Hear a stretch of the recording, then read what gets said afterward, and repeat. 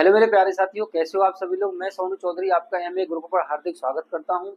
उम्मीद है कि आप सभी लोग अच्छे होंगे और आप सभी लोगों की तैयारी अच्छी चल रही होगी। जैसा कि हमने पहला लेक्चर खत्म किया था, उसमें हिंदी में वर्ण वाला चैप्टर हमने पढ़ा था।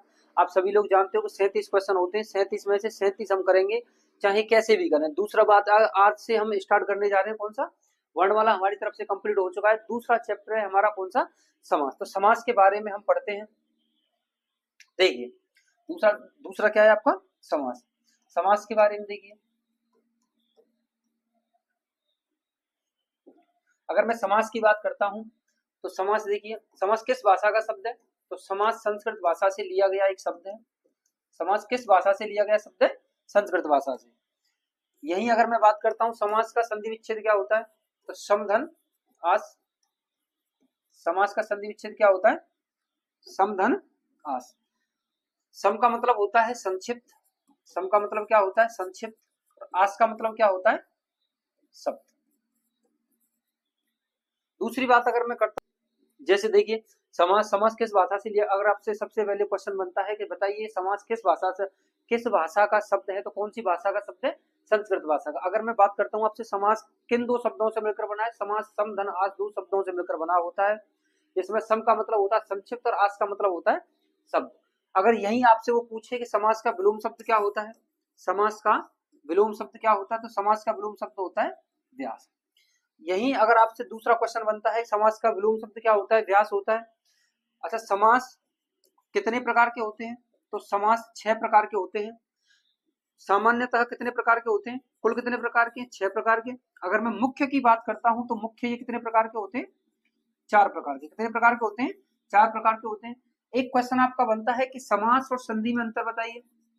एक क्वेश्चन बनता है आपका, समास और संधि में अंतर बताइए। तो समास शब्दों को जोड़ता है, समास किसको जोड़ता है, शब्दों को जोड़ता है। और संधि किसको जोड़ती है, संधि जोड़ती है वर्णों को। ये बात आपको अच्छे से याद रखनी होगी कि समास और संधि में दोनों में अंतर बताइए। समास किसको जोड़ता है भैया, शब्दों को जोड़ता है। और संधि किसको जोड़ती है, वर्णों को जोड़ती है। अच्छा, समास का एक होता है विग्रह, और इसका कौन होता है, संधि का कौन होता है, विच्छेद। विग्रह क्या करता है, शब्दों को अलग अलग करता है। और विच्छेद क्या करता है, जो वर्णों को अलग अलग करता है। ये कौन करता है, वर्णों को अलग करता है विच्छेद। और विग्रह किसको अलग करता है, शब्दों को। उसके बाद में अगर मैं पहले की बात करता हूं तो सबसे पहला समास आपका कौन सा है, मैंने जैसे अभी आपको बताया कि अभिभाव समास। दूसरा कौन सा है आपका, तत्पुरुष समास। दूसरा कौन सा है, तत्पुरुष समास। तीसरा आपका समास होता है कर्मधारय समास। कौन सा होता है, कर्मधारय समास। चौथे समास की अगर मैं बात करता हूं तो कौन सा है, द्विगु समास। पांचवा समास होता है आपका कौन सा, द्वंद्व समास। कौन सा है, द्वंद्व समास। छठवें समास की अगर मैं बात करता हूं, छठवां समास होता है आपका बहुव्रीहि समास। कौन सा, बहुव्रीहि समास। तो ये कुल 6 प्रकार के समास होते हैं। हमने यहां तक देखा कि कितने प्रकार के समास होते हैं, 6 प्रकार के। पहले समास की अगर मैं बात करता हूं तो अव्ययीभाव समास। दूसरा समास कौन सा होता है, तत्पुरुष समास। तीसरे समास की बात करता हूं तो कौन सा है, कर्मधारय समास। चौथे समास की अगर मैं बात करता हूं तो कौन सा समास है, चौथा द्विगु समास। पांचवें समास की अगर मैं बात करता हूं तो द्वंद्व समास होता है। छठवां समास कौन सा होता है इसमें से, बहुव्रीहि समास। इसमें मुख्य समास की अगर मैं बात करता हूं तो 4 प्रकार के होते हैं, अव्ययीभाव, तत्पुरुष समास, और कौन सा, द्वंद्व समास और बहुव्रीहि समास। ये 4 प्रकार के मुख्य समास होते हैं जिनको हम समास एक तरीके से मानते हो। कुल समास कितने हैं, टोटल 6 समास होते हैं। कुल कितने होते हैं, 6 समास होते हैं। जिसमें पहले समास की हम बात करेंगे। अव्ययीभाव समास कौन सा होता है, जिसमें पहला पद क्या हो, प्रधान हो। पहला पद प्रधान हो, या कौन सा पद प्रधान हो, पूर्व पद क्या हो, प्रधान हो। या इसमें क्या हो, उपसर्ग दे रखा हो, या क्या दे रखा हो आपका, उपसर्ग दे रखा हो। या इसी में आपका क्या दे रखा हो, निपात दे रखा हो। जिसमें पहला पद प्रधान हो, पूर्व पद प्रधान हो, उपसर्ग हो, निपात हो, वो सब क्या कहलाते हैं भैया, अव्ययीभाव। वो सब क्या कहलाते हैं, अव्ययीभाव। अगर मैं यही बात करता हूं अव्ययीभाव में पहले, तो इसकी एक शब्द कुंजी होती है, जैसे आपको सभी को याद होगी। इसकी शब्द कुंजी कौन सी है, बताइए सारे लोग। अनु आ, कौन सी, अनु आ, प्रति, यथा, यावत, हर, भर, वे, ला और स। ये आपको 2 बार लगातार बोलनी है। अनु आ प्रति यथा यावत हर भर बेलास। अनु आ प्रति यथा यावत हर भर बेलास। तो इसकी अगर एग्जाम्पल की मैं बात करता हूं तो जैसे देखिए सबसे ज्यादा फेमस इसका एक एग्जाम्पल है जो बार बार पेपर में पूछा जाता है, यथाशक्ति। तो इसमें कैसे पहचान करोगे, देखिए शब्द में उपसर्ग के रूप में कौन आया है, यथा। यथाशक्ति यानी कि इसका संदेह वो क्या होगा, समास बताइए, शक्ति के अनुसार। क्या होगा, शक्ति के अनुसार।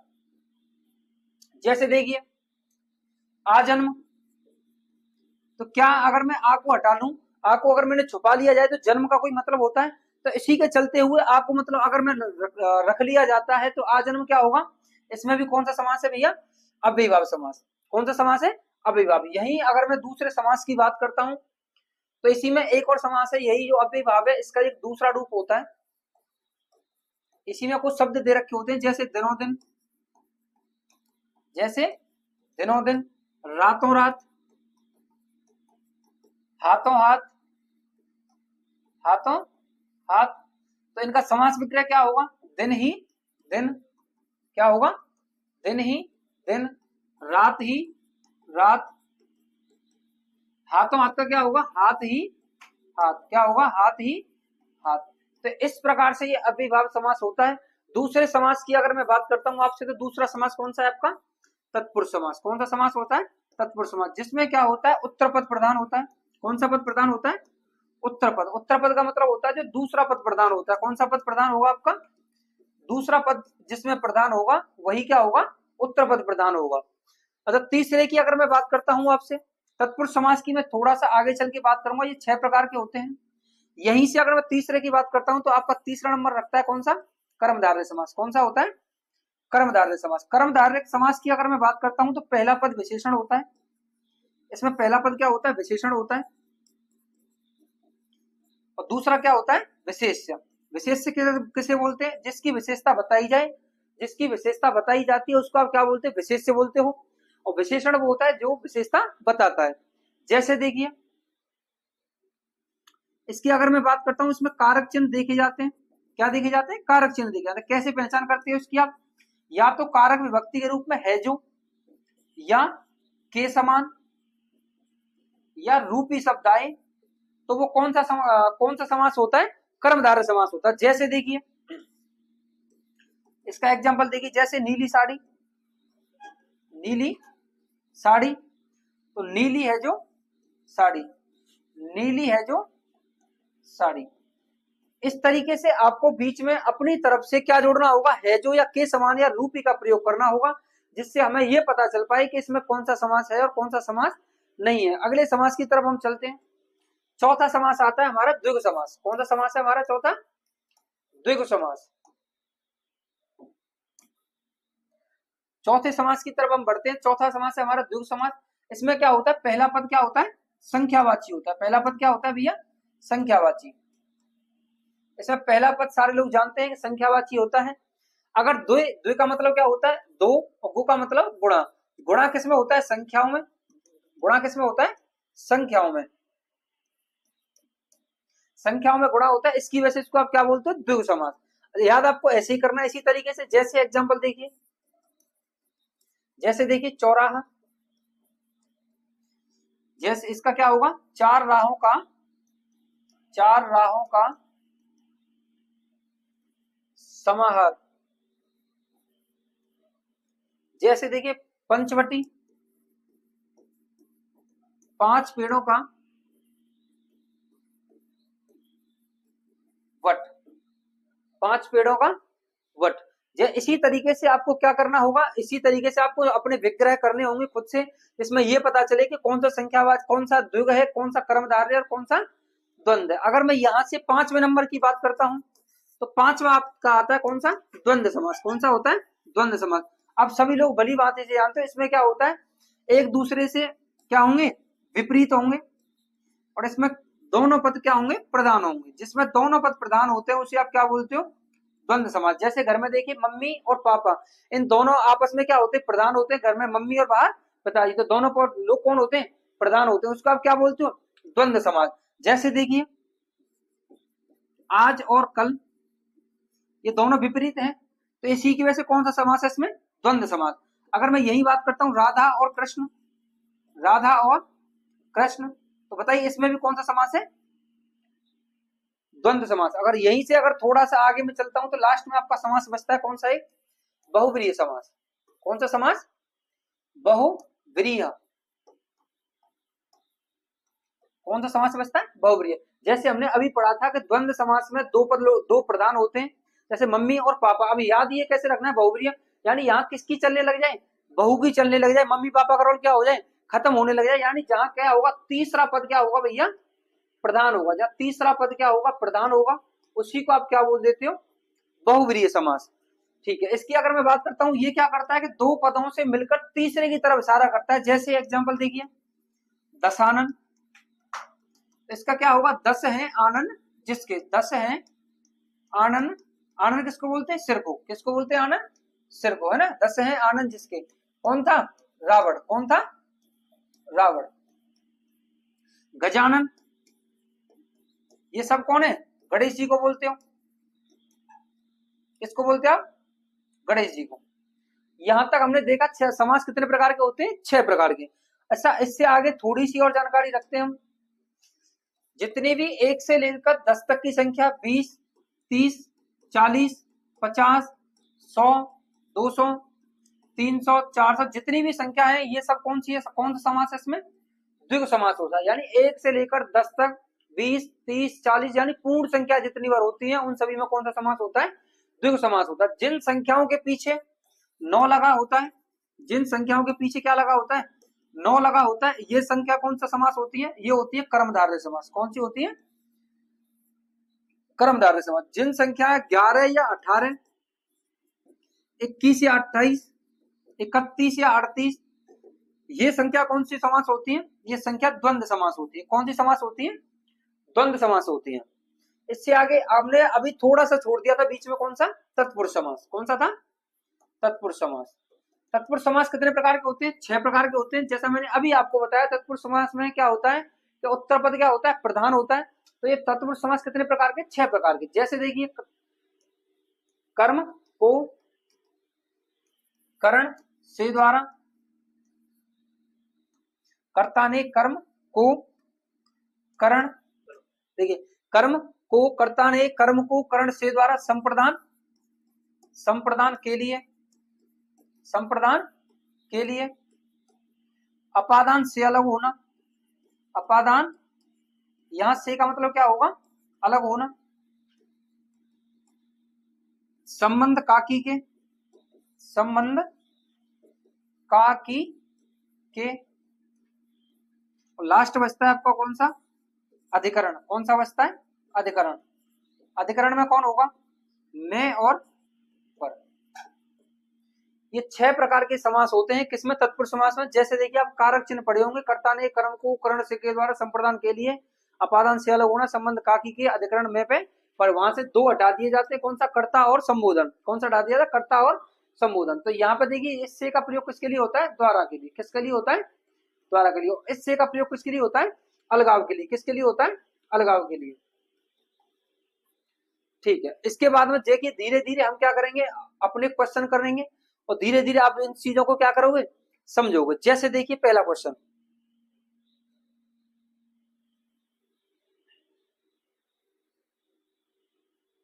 देखिए पहला क्वेश्चन दे रखा है आपको, पहला क्वेश्चन आपके सामने दे रखा है, यूपीपीसीएस का प्री का क्वेश्चन है कि यथाशक्ति में कौन सा समास है।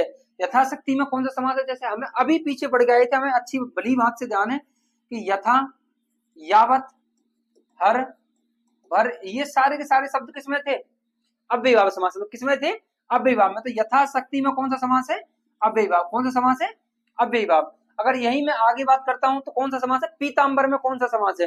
तो देखिए, द्विग है नहीं, क्योंकि संख्यावाची की कोई बात नहीं दे रखी इसमें। अनु, आ, प्रत्यय, यथा, यावत, हर, इनमें से कोई नहीं है। उसके बाद दे रखा है आपका कर्मधारय, कर्मधारय भी नहीं है। तो कौन सा समास है इसमें, बहुव्रीहि समास है। कौन सा समास है, बहुव्रीहि। पीतांबर यानी पीले हैं वस्त्र जिसके, यानी चारों तरफ से पीले से घिरा हुआ है, वो कौन है, विष्णु जी। तो ये किसका नाम दे रखा है, विष्णु जी का, बहुव्रीहि समास। अगले क्वेश्चन की बात करता हूं मैं, चौराहा में कौन सा समास है। चौराहे की अगर मैं बात करता हूं, चौराहे का मतलब होता है 4 राहों का, 4 राहों का समाहार। 4 राहों का क्या होगा, समाहार। तो देखिए, क्या द्वंद्व समास है इसमें, नहीं है, क्योंकि द्वंद्व समास में क्या होते हैं, दोनों पद प्रधान होते हैं। अगर मैं यही बात करता हूँ तत्पुरुष समास की, तत्पुरुष समास में क्या होता है, उत्तरपद प्रधान होता है। क्या उत्तरपद प्रधान है? कर्मधारय में है जो या के समान होना चाहिए, है जो या के समान नहीं है, तो कौन सा समास है इसमें, द्विगु समास होता है। ठीक है, अगले समास की अगर मैं बात करता हूं तो सप्त ऋषि में समास है। सप्त का मतलब होता है सात, सात माने सात कौन है, ऋषि। सप्त ऋषि में कौन सा समास है, तो यहाँ संख्या की बात हो वहां हमेशा कौन सा समास होता है भैया, द्विगु समास होता है। अगले क्वेश्चन की तरफ चलते हैं, यथा रुचि। हम अभी बार बार पढ़ रहे हैं यथा, यावत, हर, भर, ये शब्द सब किस में आते हैं, अव्ययीभाव में। किस में आते हैं, अव्ययीभाव समास में आते हैं। अगला क्वेश्चन देखिए, ये यूपीपीसीएस के प्री में आया 2014 में।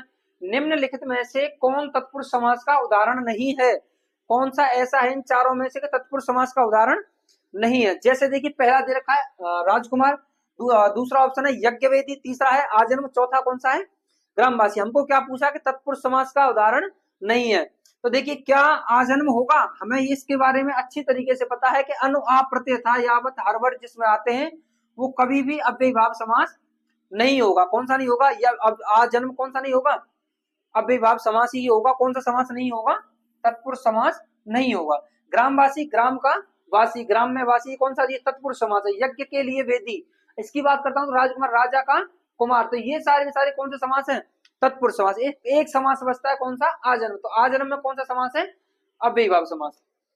अगला है प्रत्यंग, किस समास का उदाहरण है, हम अभी पीछे पढ़ के आए थे, अनु आ प्रति, यथा यावत हर वर्ड, ये सभी किस में आते हैं, अव्ययीभाव समास में। तो इसका क्या होगा, प्रतिधन अंग, इसका अगर संधि विच्छेद करोगे तो अब क्या होगा, प्रतिधन अंग होगा।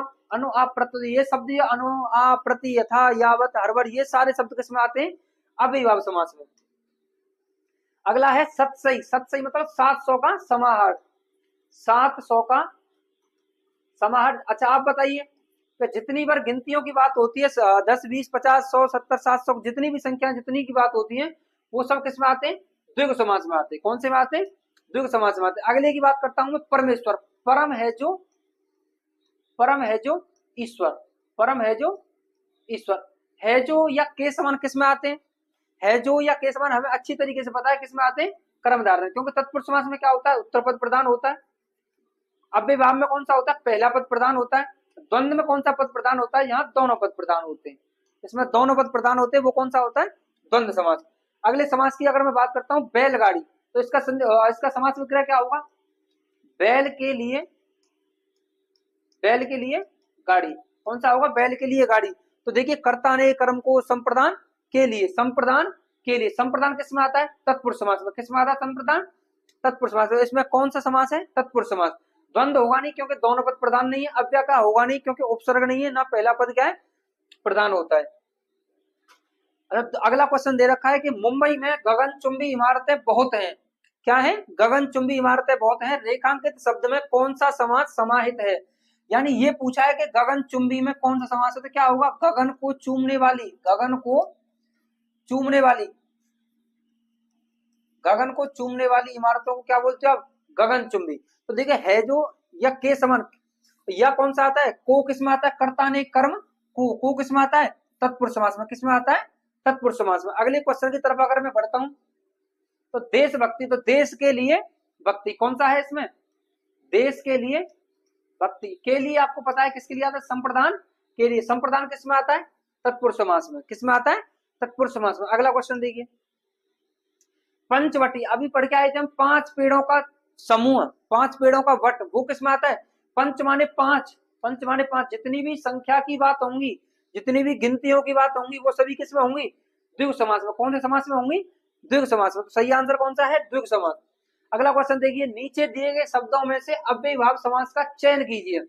अब इनमें से ये पहचानना है कि कौन सा ऐसा समास है जिसमें अव्ययीभाव समास होता है। देखिए पाप और पुण्य, क्या ये एक दूसरे के विपरीत है, हाँ जी, तो इसमें कौन सा समास है, द्वंद्व समास। इसमें कौन सा समास है, द्वंद्व समास। ये देखिए घुड़सवार यानी घोड़े पर सवार, घोड़े पर सवार, तो इसमें कौन सा है, इसमें तो तत्पुरुष समास है क्योंकि मैं पे पर अधिकरण में आते हैं और अधिकरण किस में आता है, तत्पुरुष में। तो इसमें कौन सा है, तत्पुरुष समास है। इसकी बात करता हूं मैं पीतांबर की, पीतांबर में कौन सा समास है, अभी हम पढ़ के आए हैं पीछे, कौन सा समास है, बहुब्रीहि समास। कौन सा है, बहुब्रीहि। तो लास्ट बचता है कौन सा आपका, आजीवन। कौन सा है, आजीवन। अगला क्वेश्चन देखिए, इस समास में पहला पद संख्यावाचक होता है। किस समास में पहला पद क्या होता है? संख्यावाचक। जो संख्या अभी हमने देखा था कि संख्यावाची किस में होते हैं? सभी कौन किस में होते हैं? द्विगु समास में। कौन से में होते हैं? द्विगु समास में। जिस समास का पूर्व पद या पहला पद प्रधान होता है उस समास को आप क्या कहते हो? जिस समास का पहला पद या पूर्व पद प्रधान होता है तो हमें अच्छे से पता है वो कौन सा समास होता है? वो अव्ययीभाव। कौन सा होता है? अव्ययीभाव समास होता है, जिसमें पहला पद या पूर्व पद या निपात या उपसर्ग होते हैं, वो कौन सा समास होता है? अव्ययीभाव। अगला क्वेश्चन देखिए, राजपुत्र में कौन सा समास है? तो राजा का पुत्र। इसका अगर हम समास विग्रह करेंगे तो राजा का पुत्र। और ये आपको पता है कि संबंध का की के, संबंध का की के किस में आते हैं? तत्पुरुष समास में। किस में आते हैं? तत्पुरुष समास में। तो तत्पुरुष समास कौन सा है इसमें से? ये रहा। इसका सही आंसर कौन सा होने वाला है? तत्पुरुष समास। अगले क्वेश्चन को देखिए, देशांतर में कौन सा समास है?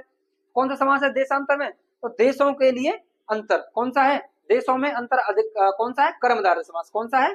कर्मधारय। कहीं कहीं आपको देखने के लिए तत्पुरुष भी मिलेगा। कौन सा होगा? तत्पुरुष भी होगा। ठीक है, अगले क्वेश्चन को देखिए, त्रिवेणी शब्द में कौन सा समास है? त्रिवेणी का मतलब होता है तीन, वेणियों का समाहार। तो तीन का मतलब होता है संख्या। संख्या किसमें आती है? सारी द्विगु समास में। आज के लिए मुझे उम्मीद है कि आप सभी को ये क्लास पसंद आई होगी। आज के लिए इतना ही। सभी के लिए नमस्कार। श्री राधे राधे।